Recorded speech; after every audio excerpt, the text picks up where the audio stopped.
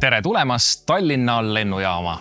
Kas teadsid, et Tallinna lennujaamas saad kasutada iseteeninduslikku pagasi loovutamist? See tähendab, et sa ei pea seisma check-in järjekorras, et oma pagasit ära anda.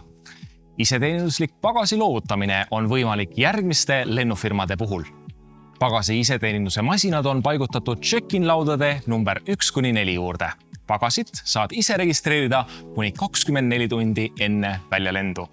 Iseseisvalt pagasi äraandmiseks peab sul kõigepealt olema tehtud check-in ja olemas pardakaart. See võib olla digitaalsel kujul näiteks telefonis või siis paberkandjal.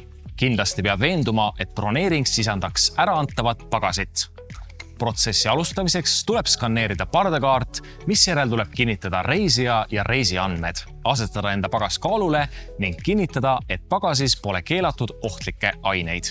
Seejärel pagas kaalutakse ja masin väljastab pagasisildi, mille peab vastavalt juhendile pagasi külge kinnitama. Kinnita alati ka väike triipkoodiga kleeps.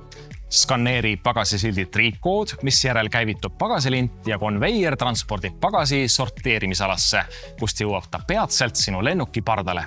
Süsteem väljastab kviitungi, mis kinnitab pagasi registreerimist. Hoia see alles kindlasti kuni reisil lõpuni. Iseteenindust ei saa kasutada ja tuleb pöörduda lendu teenindava personali poole, kui reisid lapsekäruga või kui pagas on ostetud imikuga reisiva täiskasvanu nimel. Samuti väga suure pagasiga, näiteks suusavarustuse või golfikotiga.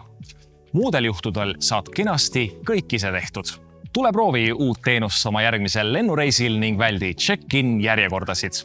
Uute kohtumisteni maailma koduseimas lennujaamas.